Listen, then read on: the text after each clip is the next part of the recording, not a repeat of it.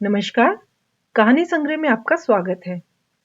आज कहानी संग्रह में मैं आपके लिए रविंद्रनाथ टैगोर जी द्वारा लिखित कहानी समाज का शिकार लेकर प्रस्तुत हुई हूँ। बहुत ही अच्छी कहानी है। एक निवेदन, यदि आपने अभी तक मेरे चैनल कहानी संग्रह को सब्सक्राइब नहीं किया है तो मेरे कहानी चैनल को सब्सक्राइब कीजिए। मैं ऐसी ही अच्छी शिक्षाप्रद कहानियां लेके आपके सामने प्रस्तुत होती रहती हूँ। तो आइए कहानी सुनना शुरू करते हैं। समाज का शिकार। मैं जिस युग का वर्णन कर रहा हूं उसका न आदि है न अंत। वह एक बादशाह का बेटा था और उसका महलों में लालन पालन हुआ था, किंतु उसे किसी के शासन में रहना स्वीकार न था। इसलिए उसने राजमहलों को तिलांजलि देकर जंगलों की राह ली। उस समय देश भर में 7 शासक थे। वह सातों शासकों के शासन से बाहर निकल गया और ऐसे स्थान पर पहुंचा जहां किसी का राज्य न था। आखिर शहजादे ने देश को क्यों छोड़ा? इसका कारण स्पष्ट है कि कुएं का पानी अपनी गहराई पर संतुष्ट है। नदी का जल तटों की जंजीरों में जकड़ा हुआ है, किंतु जो पानी पहाड़ की चोटी पर है उसे हमारे सिरों पर मंडराने वाले बादलों में बंदी नहीं बनाया जा सकता। शहजादा भी ऊंचाई पर था और यह कल्पना भी न की जा सकती थी कि वह इतना विलासी जीवन छोड़कर जंगलों, पहाड़ों और मैदानों में दृढ़ता से सामना करेगा। इस पर भी बहादुर शहजादा भयानवे जंगल को देखकर भयभीत न हुआ। उसकी राह में 7 समुद्र थे और न जाने कितनी नदियां, किंतु उसने सबको अपने साहस से पार कर लिया। मनुष्य शिशु से युवा होता है और युवा से वृद्ध होकर मर जाता है और फिर शिशु बनकर संसार में आता है। वह इस कहानी को अपने माता पिता से अनेक बार सुनता है कि भयानक समुद्र के किनारे एक किला है, उसमें एक शहजादी बंदी है जिसे मुक्त कराने के लिए एक शहजादा चाहता है। कहानी सुनने के पश्चात वह चिंतन की मुद्रा में कपोलों पर हाथ रखकर सोचता कि कहीं मैं ही वो शहजादा नहीं हूं। जिन्नों के द्वीप की दशा सुनकर उसके हृदय में विचार उत्पन्न हुआ कि मुझे एक दिन शहजादी को बंदीगृह से मुक्ति दिलाने के लिए उस द्वीप को प्रस्थान करना पड़ेगा। संसार वाले मान सम्मान चाहते हैं, धन ऐश्वर्य के इच्छुक रहते हैं, प्रसिद्धि के लिए मरते हैं, भोग विलास की खोज में लगे रहते हैं, किंतु स्वाभिमानी शहजादा सुख चैन का जीवन छोड़कर अभागी शहजादी को जिन्नों के भयानक बंदीगृह से मुक्ति दिलाने के लिए भयानक द्वीप का पर्यटन करता है। भयानक तूफानी सागर के सम्मुख शहजादे ने अपने थके हुए घोड़े को रोका, किंतु पृथ्वी पर उतरना था कि सहसा दृश्य बदल गया और शहजादे ने आश्चर्यचकित दृष्टि से देखा कि सामने एक बहुत बड़ा नगर बसा हुआ है। ट्राम चल रही है, मोटरें दौड़ रही हैं, दुकानों के सामने खरीदारों की और दफ्तरों के सामने क्लर्कों की भीड़ है। फैशन के मतवाले चमकीले वस्त्रों से सुसज्जित चहुं ओर घूम फिर रहे हैं।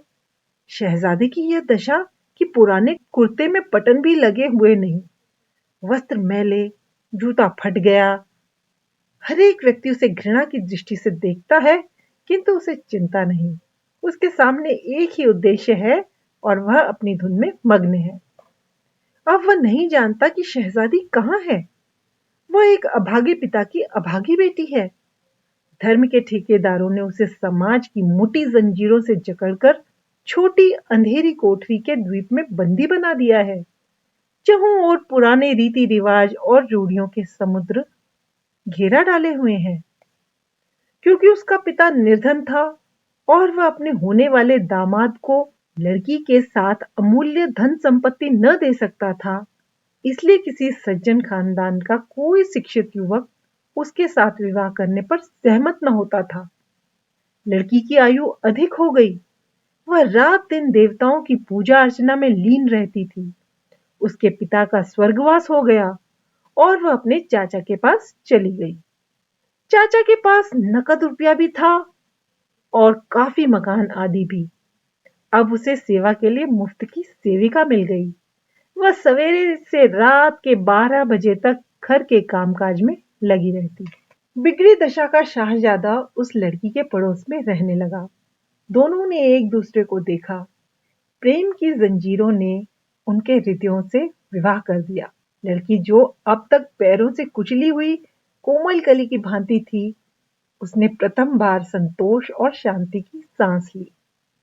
किंतु धर्म के ठेकेदार यह किस प्रकार सहन कर सकते थे कि कोई दुखित स्त्री लोहे की जंजीरों से छुटकारा पाकर सुख का जीवन व्यतीत कर सके।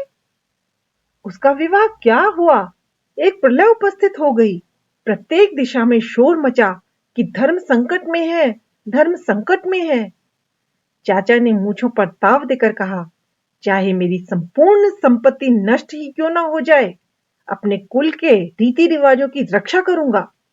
बिरादरी वाले कहने लगे, एक समाज की सुरक्षा हेतु लाखों रुपए बलिदान कर देंगे। और एक धर्म के पुजारी सेठ ने कहा, भाई कलयुग है कलयुग, यदि हम अचेत रहे तो धर्म विलय हो जाएगा। आप सब महानुभाव रुपए पैसे की चिंता न करें। यदि यह मेरा महान कोष धर्म के काम न आया तो फिर किस काम आएगा। तुम तुरंत इस पापी चांडाल के विरुद्ध अभियोग आरंभ करो। अभियोगी न्यायालय में उपस्थित हुआ। अभियोगी की ओर से बड़े बड़े वकील अपने गाउन फड़काते हुए न्यायालय पहुंचे। अभागी लड़की के विवाह के लिए तो कोई एक पैसा भी खर्च करना न चाहता था, किंतु उसे और उसके पति को जेल भिजवाने के लिए रुपयों की थैलियां खुल गईं। नौजवान अपराधी ने चकित नेत्रों से देखा। विधान की किताबों को चाटने वाली दीमकें दिन को रात और रात को दिन कर रही थी। धर्म के ठेकेदारों ने देवी देवताओं की मन्नत मानी। किसी के नाम पर बकरे बलिदान किए गए, किसी के नाम पर सोने का तख्त चढ़ाया गया। अभियोग की क्रिया तीव्र गति से आरंभ हुई। बिगड़ी हुई दशा वाले शाहजादे की ओर से न कोई रुपया व्यय करने वाला था, न कोई पक्ष समर्थन करने वाला। न्यायाधीश ने उसे कठिन कारावास का दंड दिया। मंदिरों में प्रसन्नता के घंटे घड़ियाल बजाए गए, संपूर्ण शक्ति से शंख बजाए गए, देवी और देवताओं के नाम बलि दी गई, पुजारियों और महंतों की पन आई।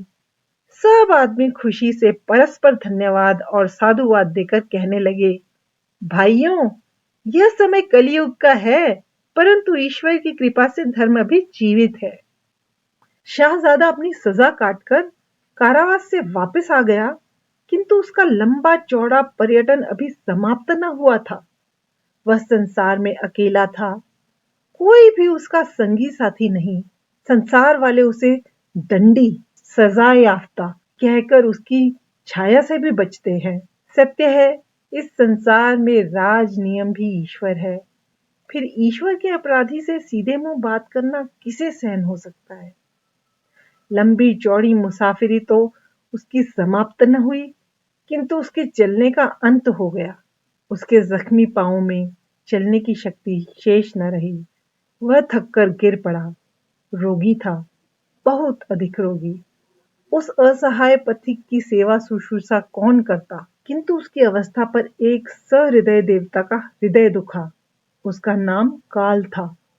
उसने शहजादे की सेवा शुश्रूषा की, उसके सिर पर स्नेह से हाथ फेरा और उसके साथ शाहजादा उस संसार में पहुंच गया जहां न समाज है और न उसके अन्याय और न अन्यायी। बच्चा आश्चर्य से अपनी माँ की गोद में यह कहानी सुनता है और अपने फूल से कोमल कपोलों पर हाथ रखकर सोचता है, कहीं वह शाहजादा मैं ही तो नहीं हूं। कहानी सुनने के लिए धन्यवाद।